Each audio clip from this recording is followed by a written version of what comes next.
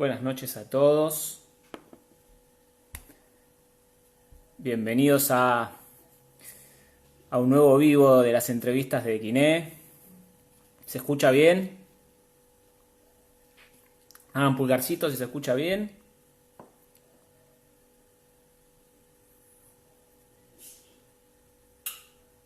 Hola chicos, ¿se escucha bien?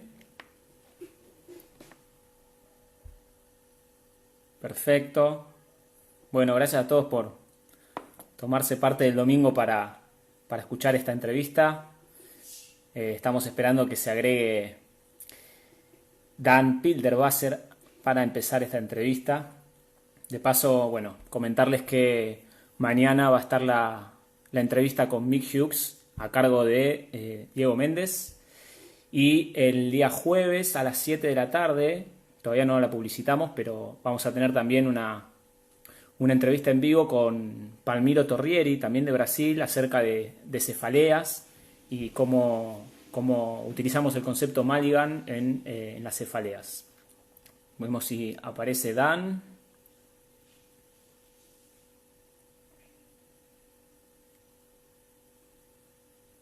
Por el momento no.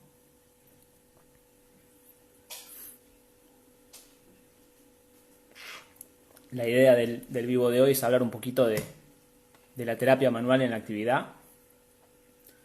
Creemos que Dan es un gran referente sobre el tema.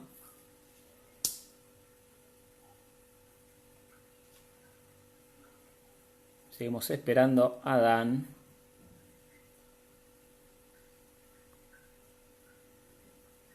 Si alguno le puede mandar un mensaje a Dan, como le mandé yo, para que se conecte.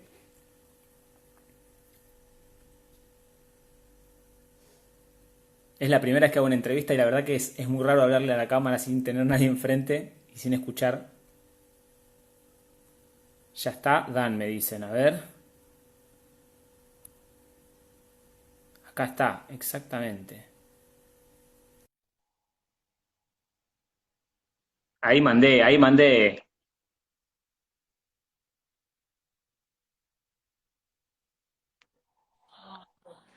Claro que sí. Dancito, Akis, ¿cómo va? estamos bien. Estamos bien. Bienvenido a las entrevistas en vivo de Quiné. Muchas gracias. Gracias a todos que están aquí Un, teniendo su tiempo. Diego Armando un- está ahí bien. un honor tenerte con nosotros para charlar un ratito en forma relajada de la terapia manual.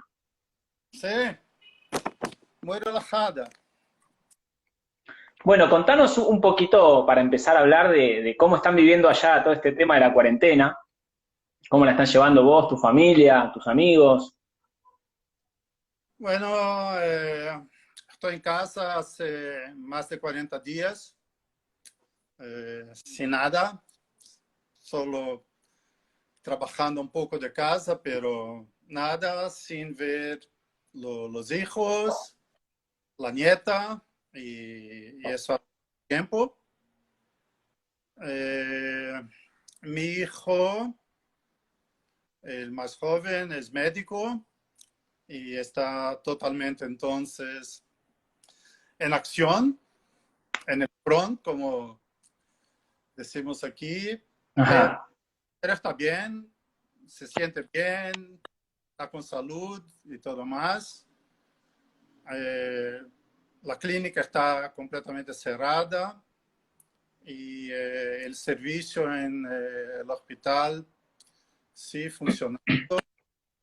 Y mi socio Marcelo está en Samaritano todo el tiempo y Palmiro está en la coordinación de la fisioterapia en los hospitales de la red DOR, en especial el Copastar.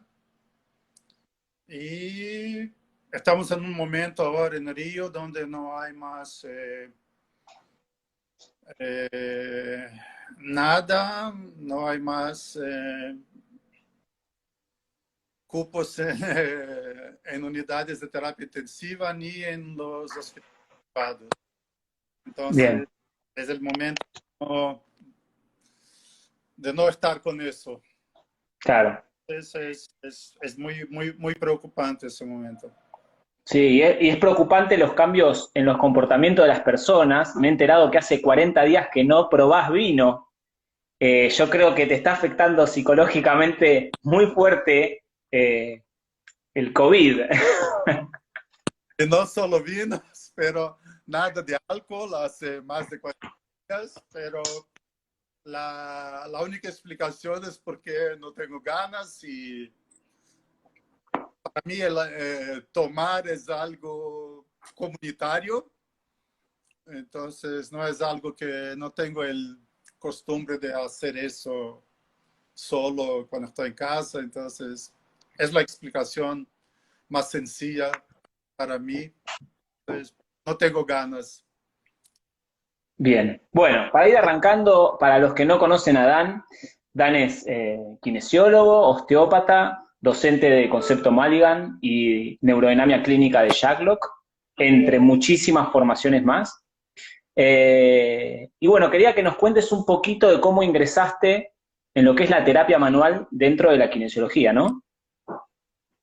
Bueno, eh, me, me he graduado en la escuela de fisioterapia en 79. En los años que estuve en la escuela no escuchamos nada, ni una palabra con respecto a técnicas manuales. Solo masaje, pero no técnicas con movimiento, ni Ujú. activo ni pasivo, nada. Y todo se empezó con mi papá, que era traumatólogo y vivía en esa época en Israel, donde trabajaba en el hospital con fisioterapeuta, que ya en esa época había hecho la formación con Maitland en Australia. Entonces, hablando con mi papá, supe que yo estaba estudiando fisioterapia y le recomendó a mi papá que me enviase unos libros. Y mi Ah, papá envió el libro de Syriacs y los dos primeros libros de Maitland, de manipulación vertebral y bien, periférica. Y eso era en 78, por ahí. bien. Tiraba los libros y no sabía lo que hacer. Yo y Palmiro, juntos, a intentar comprender lo que significaba eso. Y ahí ya también empezamos a leer algo sobre osteopatía, en esa época mucho más con relación a la osteopatía médica de Mennel y de Stoll. Y practicábamos en nosotros para ver lo que era grado 1, 2, 3, 4, 5 de movilizaciones. Y bueno, eso nos tomó un tiempo hasta que empezamos con los cursos. Y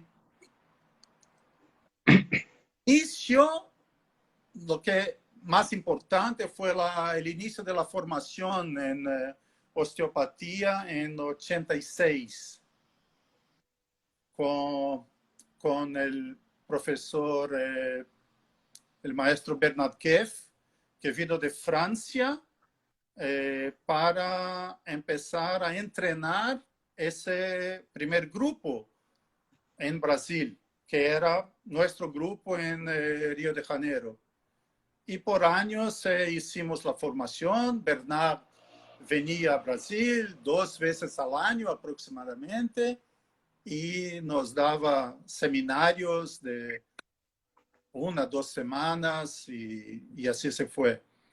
Después continuamos con otras formaciones, en especial con Maitland, con el maestro Gordon Cummins de Georgia State University y hicimos la formación. Y ahí después la cosa empezó a desarrollarse en Brasil con una cantidad enorme de cursos y formaciones y llegó lo que hay hoy en día, que es una enorme cantidad. Yo no conozco todo lo que existe hoy en día. A cada día Bien. se promociona un curso diferente, ya no sé de lo que se pasa. Y actualmente ahí en Brasil, ¿qué importancia se le da a la terapia manual? Ah, sabes que Brasil es uno de los principales centros, me parece, de la práctica basada en evidencia. En Sudamérica, me parece que donde hay la más importante producción científica y mismo con toda la cuestión de la práctica basada en evidencia, hoy en día hay mucha gente practicando terapia manual y haciendo todo tipo de curso posible de las diferentes técnicas manuales y utilizando, porque mismo con todos los problemas con no con la práctica basada en evidencia, pero con las dudas que existen con relación a la aplicabilidad de técnicas manuales en un concepto de práctica basada en evidencia, yo no conozco prácticamente ningún clínico que no se utilice de alguna forma de intervención manual con los pacientes. Bien. Prácticamente no. Es claro que muchas cosas han cambiado, pero es siempre importante para mí decir que yo tengo 40 años como fisioterapeuta, kinesiólogo.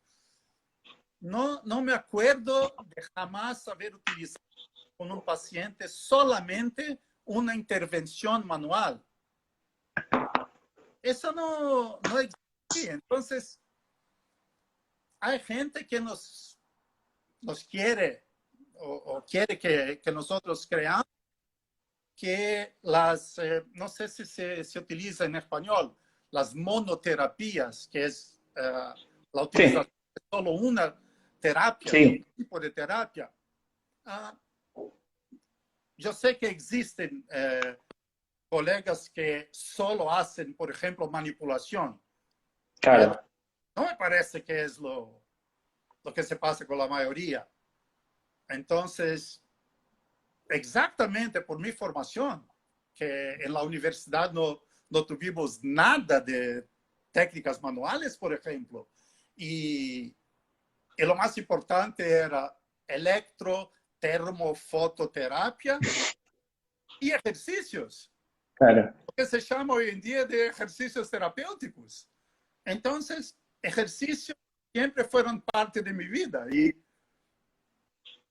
jamás he visto un paciente que no le ha recomendado, por ejemplo, ejercicios. Entonces, yo comprendo que hay esa dicotomía un poco Mm. entre hoy gente que hace técnicas manuales y gente que están basados en movimiento, en ejercicios. Pero lo que sabemos hoy de las evidencias es que la, la utilización de más de una modalidad en general Es funciona.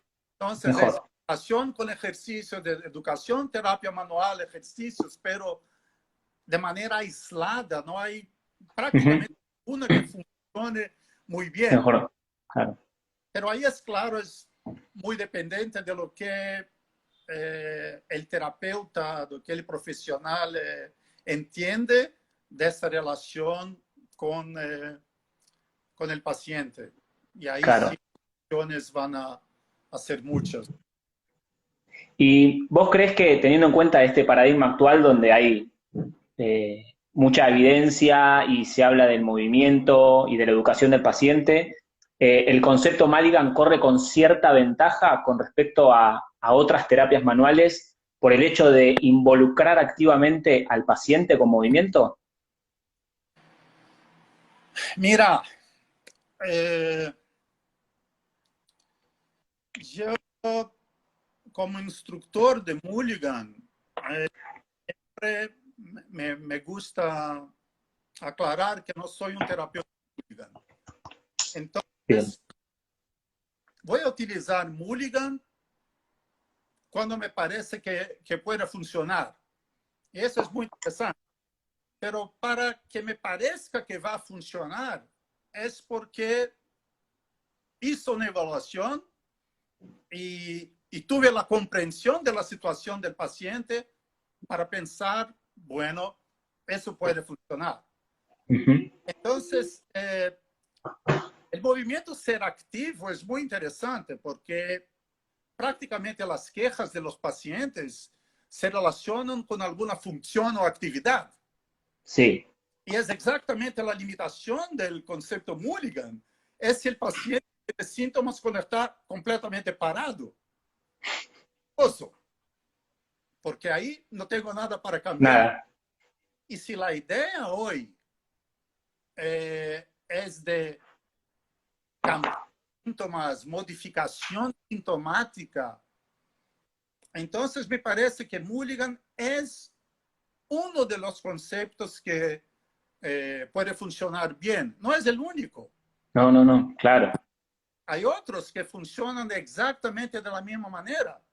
Idea de modificación de síntomas con actividad, con movimiento.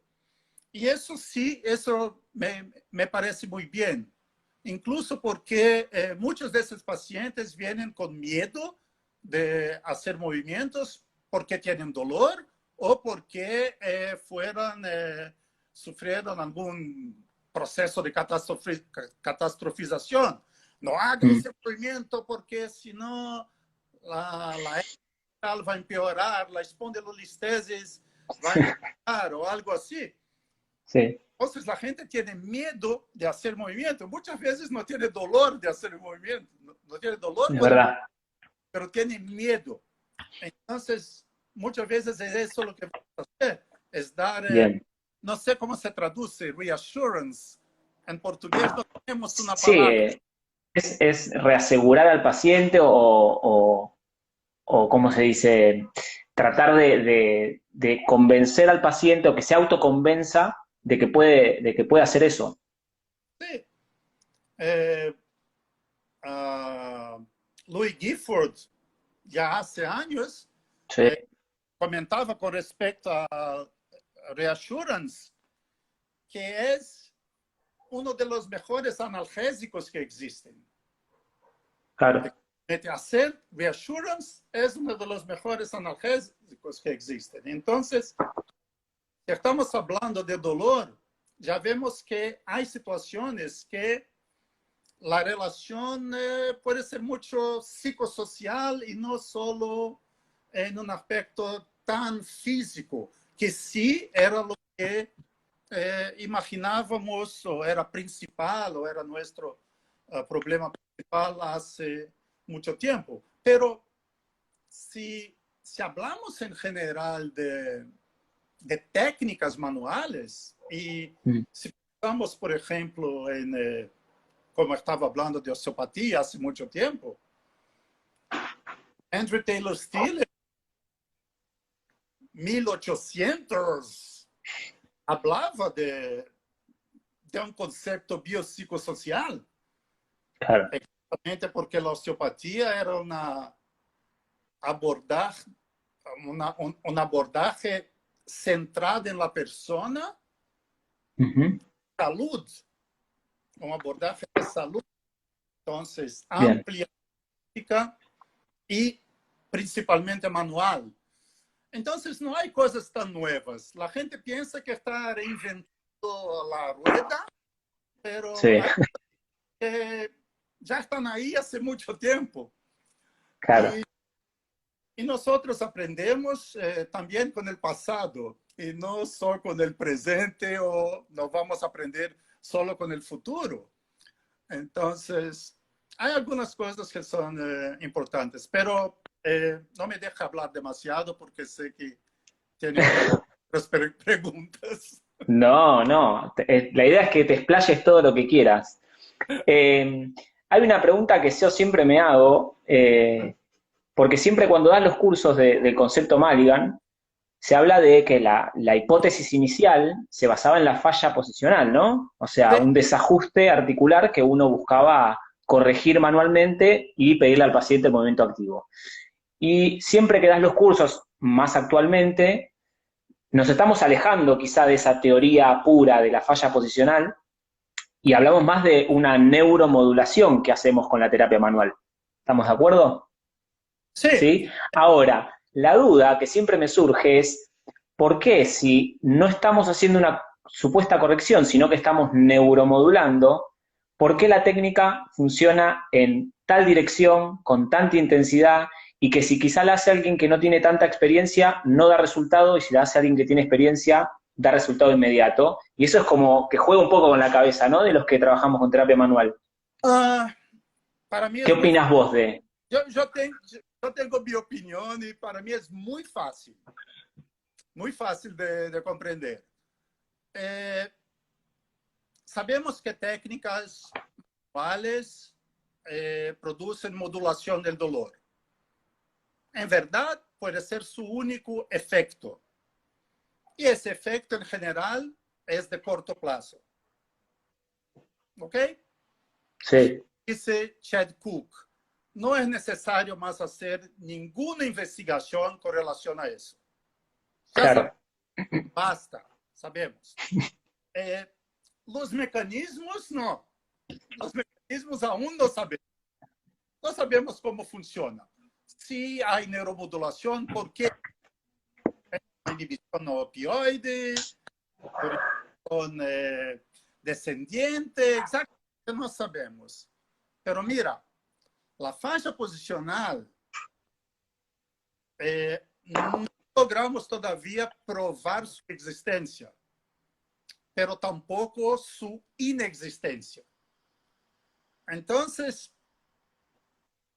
la situación es, para probar a existência de uma faixa posicional, necessitaremos de muitos exámenes de imagen, e isso significa quem vai pagar por isso, isso significa a exposição del paciente a situações que podem ameaçar sua saúde, problemas de bioética. Então, ¿para qué vale la pena hacer eso? Mm. Me parece perfecto. A ver, lo perdimos a Pero Adam. Ahí entonces, está. esa decisión es específica. No, Y no, ahí, perdona, se había congelado la imagen. ok. Es Sí, porque estoy ahora con el teléfono en la mano. ahí está. Entonces la idea es, por ejemplo, casi siempre hablamos de dolor, pero Mm. cuando hay un problema de limitación de movimiento, y muchas personas, por ejemplo, no consiguen hacer ejercicios, no porque hay dolor, pero porque dicen, mira, no consigo hacer las sentadillas porque mi tobillo no, No se mueve. no se mueve bien, no va a decir que no tiene dorsiflexión completa o la rodilla o la cadera. Y ahí hacemos ahí alguna técnica, algún movimiento y los pacientes mejoran. Pero no había dolor. Entonces, ¿por qué? Y ahí yo tengo una idea. Y que fue mi discusión por 2 veces con Peter O'Sullivan. Que siempre que yo le decía que había gente con problemas de limitación de movimiento, me hablaba de dolor. Yo le dije, no, Peter, no es No, dolor. Limitación de movimiento. Ah, entonces es protección. ¿Pero protección qué? No hay dolor. Ah, es protección. No, no debe ser protección. Pero imaginemos un trauma en una articulación, un trauma repetitivo, no, nada muy especial, pero... Y es claro que hay alguna activación de receptores que están en la cápsula, los ligamentos, algo. Imaginemos que por algún motivo esos receptores disparen informaciones que de alguna manera pueden influenciar en el movimiento. No sabemos los mecanismos exactamente. Y ahí hacemos un movimiento en una dirección y cambiamos. Y cambiamos la información que ese... No sé. Sigo con una hipótesis, pero chamar isso de faixa posicional, disfunção somática, síndrome de desarrollo interno, alteração del eje instantâneo de rotação, não sei, de verdade não sei, pero tampoco me parece que é importante. Não sei, não me parece que é o caminho, não me parece que necessitemos de investigações com respeito a isso. Há coisas que não vamos explicar e basta. bien. Que muitas vezes vemos em deportes, por exemplo. E aí estamos em Wimbledon, em la final. E está aí Nadal e pide a presença de Diego Parada Mendes. E vem Diego aí. Mira, Nadal se queja, ¿va a quejar de qué? O de dolor, o que no puede hacer bien el movimiento. Bueno, ¿qué va a hacer el kinesiólogo? ¿Darle ejercicios? Tiene 3 minutos. Darle ejercicios. O hace ejercicios por toda la vida. ¿Hacer educación en dolor? ¿Trabajar la parte neurocognitiva? Dieguito. ¿Y lo que hace el kinesiólogo? Hace alguna técnica articular, pone Sí. y Nadal vuelve y gana el partido y bueno, funcional, disfunción somática, algo muscular que ha mejorado, una lesión muscular que ha mejorado con 3 minutos de terapia. No sabemos explicar, la verdad es esa, no sabemos explicar. No es que quiero ser chistoso o nada, pero son preguntas que me hago todo el día. Sí, Y es tal cual. Sí. Sí, Entonces, sí, sí. Después Bien. de 40 años, lo que tengo son dudas. Es exactamente. Bien, eso es muy bueno. Mucho más dudas que certezas. Mucho más, pero no me importa. No me importa. Bien, Busco las respuestas, sí.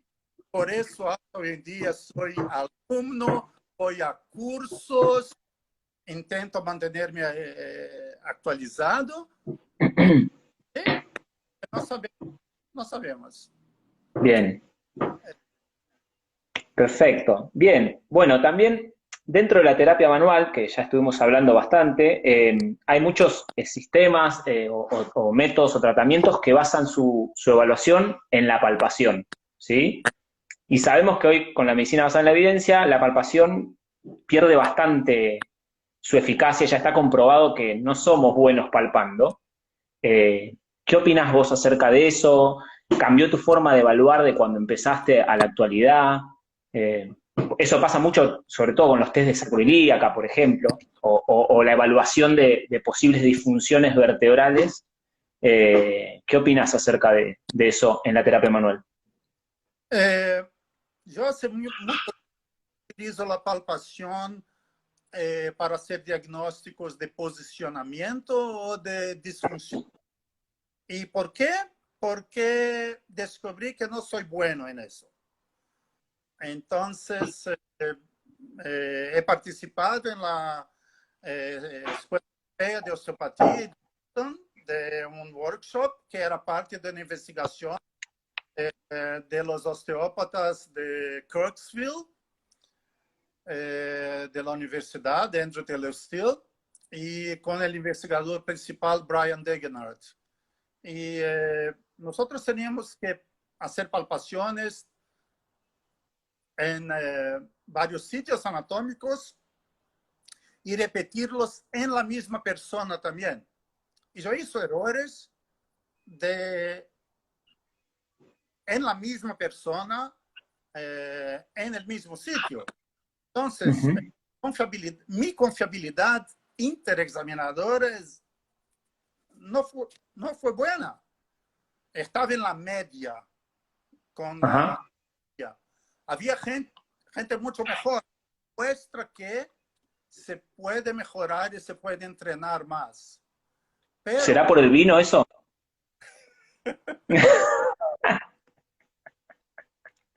Es una hipótesis. mira, Kirksville estaban entrenando hace 8 años el equipo y viendo si mejoraban. Y mejoraron. Pero para hacer diagnósticos de disfunción, no. No utilizo. Para mí no es importante. Una cosa es hacer una palpación de una estructura y ver si le duele ahí o no. Solo para aproximadamente saber si hay una entre el dolor. Pero también sabemos que no es tan importante. Entonces, ayer estaba viendo una charla de un kinesiólogo y osteópata de Brasil, Leonardo Nascimento. Y estaba hablando de muchos estudios muy actuales con respecto a palpación, con herramientas, en modelos virtuales también. Es lo que él llama más de palpación no táctil, pero áptica. Pero de nuevo, no sé si van a concluir que hay una relevancia clínica para eso. No sé, pero personalmente no hago diagnósticos de disfunciones si no me gusta ese nombre. No utilizo, no llamo disfunciones, no utilizo eso más, pero no, para mí no hay confiabilidad para hacer esos diagnósticos y no me parece que es posible porque la confiabilidad intra e interexaminadora es muy, muy mala. Entonces, Bien. A los que quieran dejar, dicho de paso, sea preguntas, pueden ir dejando preguntas para hacerle a Dan y aprovecharlo.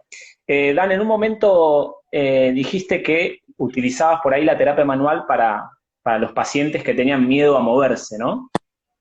sí. ¿Podrías darnos un ejemplo o cómo utilizás ese concepto de la terapia manual dentro de el abordaje de un paciente con el fear avoidance o ese miedo a realizar algún tipo de actividad.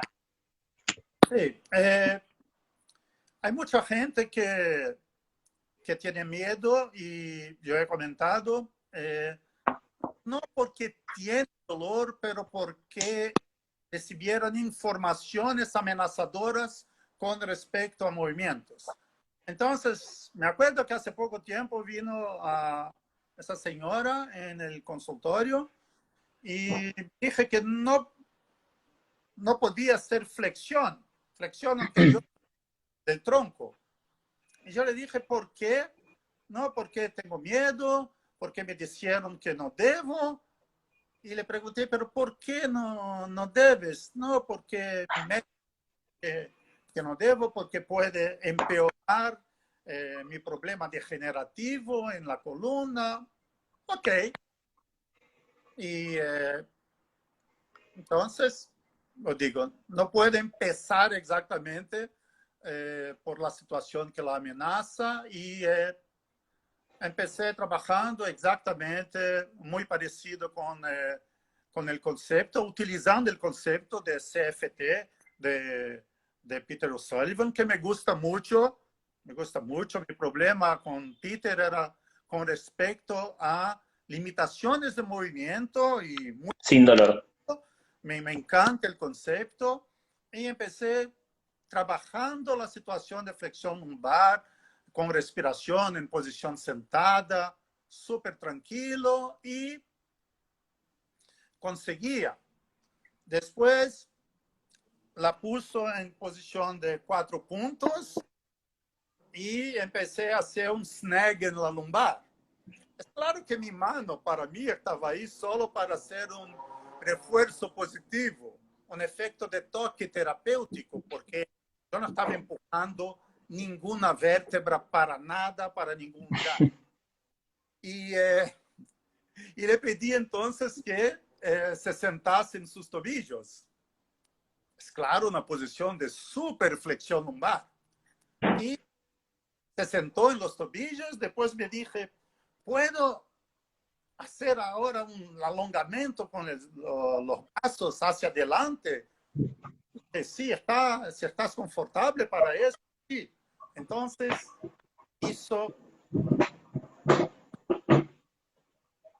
la extensión de los brazos y estaba todo muy bien. Después la puso de posición parada y le dije, vamos a hacer unas sentadillas. Ah, sí, claro, sin problemas. Y empezamos a hacer sentadillas. Y super flexión lumbar. Y al final, bueno, no había ningún problema para flexión lumbar. Entonces, muchas veces, una técnica manual, yo pienso que puede tener un efecto solo de un toque terapéutico, porque no sabemos exactamente. Ese puede ser uno de los otros mecanismos también. El contacto con la piel. La piel tiene un montón de receptores que tienen relación con el sistema nervioso central. ¿Qué tipo de respuesta se puede producir? ¿Qué tipo de influencia? No sabemos. Esa es una de las ideas de Diane Jacobs con su concepto ahora, Tener mononeuromodulación. sí, ahora llama thermoneuromodulating, porque es más activo, ¿no? Termomodulación parecía algo más pasivo. Thermoneuromodulating sí sugiere una actividad. Bien. Pero en verdad no sabemos. Entonces, los mecanismos a través de los cuales tenemos esa respuesta de modulación de dolor, en verdad no sabemos exactamente cómo funcionan. Entonces, en esas situaciones, es claro que podemos ayudar a un paciente. Es claro que, como dijiste, podemos encontrar una dirección específica de un movimiento accesorio sobre la cabeza humeral que permita un movimiento indolor y completo de la elevación del miembro superior. Existe. vemos, pero explicar es una otra situación. Claro. Tem hipóteses, ¿sí? Pero mi idea básica siempre va a ser por una modulación del dolor y, claro, puede haber influencias articulares, pero decir que es la falla posicional o algo así, no sé, no me encanta. Bien. Acá hay una pregunta de Pablo Policastro, otro gran sommelier de la Argentina. A ver si entiendo bien, Poli. Cuando hablas de situación, si hablas de situación contextual del paciente, o situación actual de la medicina. Dice Dan, situación, experiencia, ¿influenció tu forma de pensar actualmente? A ver, Poli, que comente. A ver, ahora vamos con otra pregunta, pero Poli, si querés explicar un poquito más. No sé si entendiste un poco la pregunta ahí, Dan, que hizo Poli. Dice, ¿la No, situación y experiencia influenció tu forma de pensar actualmente? situación y experiencia. Sí, Ah, situación o algunas situaciones. experiencia. Sí. Si tuviste Mm, alguna situación o experiencia que haya modificado tu forma de pensar. Poli, mira, yo pienso que los casos, sí, los fracasos son la mejor escuela. Sí, porque siempre me pregunto cuando algo no va bien, ¿por qué no va bien? Mm, Y, y, y jamás me gusta de culpar al paciente por eso. Entonces, o yo no conseguí interactuar bien con el paciente y construir una relación de seguridad, una alianza terapéutica que conseguisse que el paciente me acompañase en el camino que yo estaba pensando que era el mejor para él. Entonces, eso casi siempre considero que es mi error. Y entonces vuelvo a pensar en lo que podía hacer. Porque siempre digo en los cursos, en Mulligan, que la técnica no tiene mucha importancia. Lo que importa es el terapeuta y lo que el terapeuta va a hacer con las intervenciones que puede utilizar. sí, Entonces, para mí jamás es la intervención. Para mí bien, es exactamente cambiar el mindset con respecto a una situación que probablemente yo no lo comprendí. Entonces, eso se pasó muchísimas veces y no solo una vez. Los fracasos fueron y continúan siendo muchos. Y es la manera que se aprende.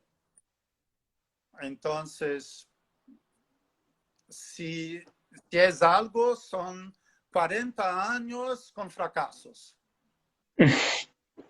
y es lo que nos permite también seguir investigando y leyendo y queriendo aprender más, ¿no? Ah, sí. Eh, Mira, no estoy participando de lives porque pienso que no tengo mucho lo que decir, pero estoy participando de webinars. Ayer estuve todo el día viendo ponencias de osteopatía. Hubo un congreso online, OsteoConnect, que algunas ponencias fantásticas. Entonces, sí, me gusta mucho más escuchar a la gente, porque aprendo mucho más. ¿Cómo aprendo en los cursos? Bien, Yo he aprendido mucho en los cursos. y utilizo muchas cosas que he aprendido con los participantes en los cursos. Estoy siempre mucho más atento a lo que están haciendo los participantes de lo que yo estoy haciendo. Claro. Porque mi chance de aprender con 40 personas es increíble. Entonces, yo voy a ser un eterno alumno porque me gusta mucho. Y así es. Bien. Acá hay una pregunta, creo que es de alguien de ¿Okay? Brasil. Hay algunos de Brasil, ¿eh? ¿Ah? Gente de Brasil siguiendo el live. Acá hay una pregunta de Lean que dice, tu experiencia, un poquito que nos cuentes tu experiencia con la neurodinamia clínica.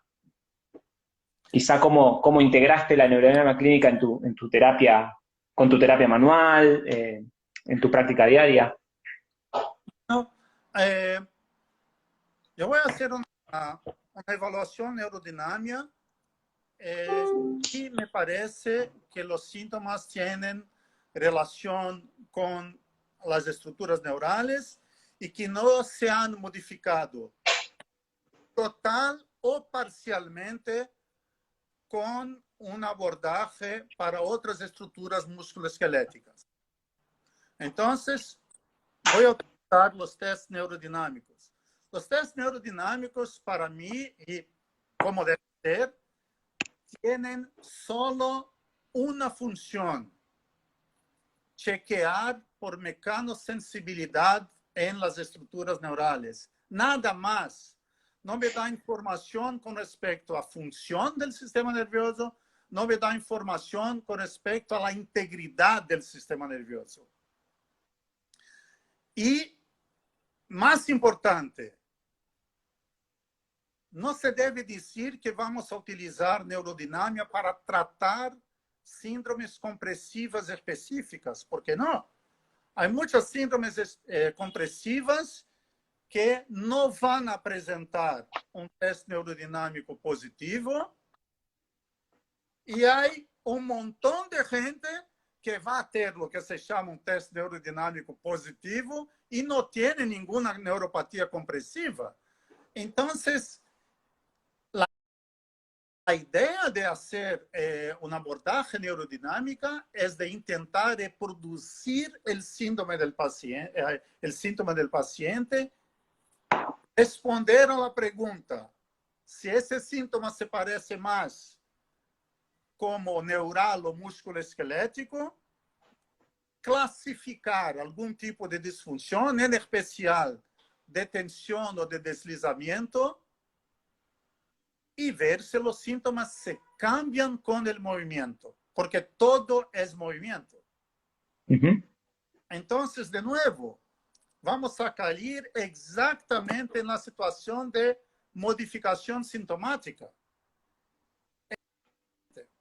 Estamos buscando una manera de, tal vez, un poco más específicamente, con respecto a la estructura neural, cambiar los síntomas de la persona. Entonces, si me preguntan, ¿cuánto utilizas de neurodinamia en tu práctica? Yo voy a decir que no debe ser más que 20-30%. Bien. Porque muchas veces la estructura neural sufre cambios en su fisiología por influencia de otras estructuras musculoesqueléticas. Y ahí sí hay que primero chequear por eso. Bien, perfecto. Bien, acá hay otra pregunta que está bastante relacionada con la osteopatía y me interesa saber tu opinión, porque es un tema del cual mi opinión por ahí no es lo más positiva, pero también por falta de experiencia. ¿Cuál es tu experiencia con el tratamiento visceral en relación a los síntomas del aparato locomotor? Como osteópata, ¿lo seguís haciendo? ¿No lo haces? Bueno, Eh,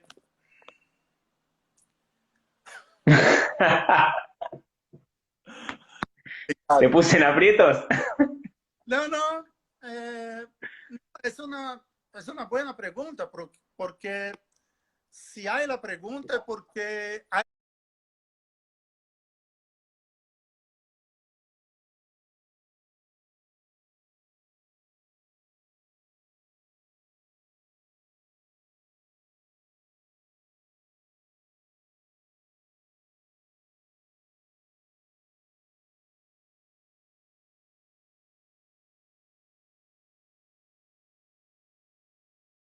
la duda. Entonces, si lo que pregunta tenía certeza, no me preguntaría. Entonces, tiene también la duda.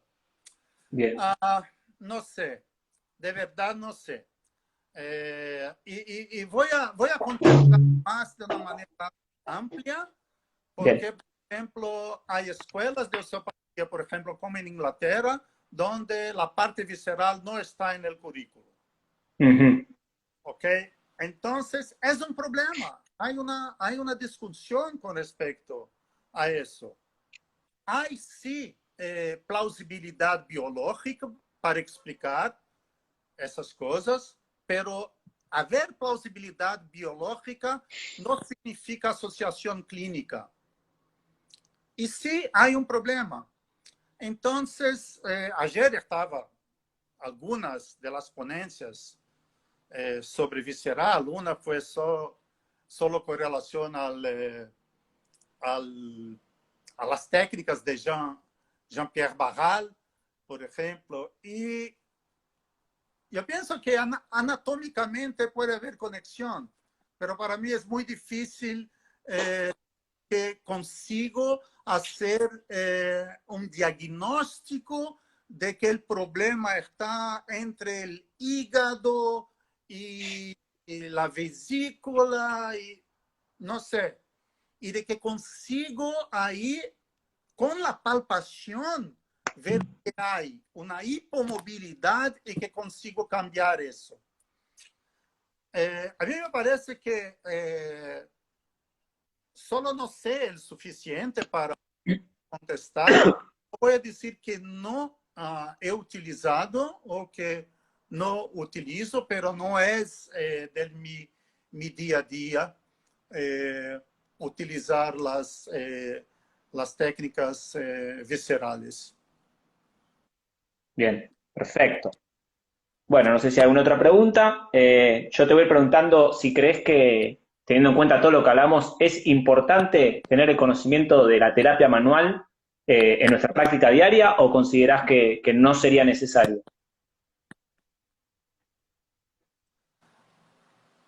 Não, a mim me parece que é bueno, sim. A mim me parece que é necessário. A mim me parece que sempre pode ajudar. É o que vemos muitas vezes.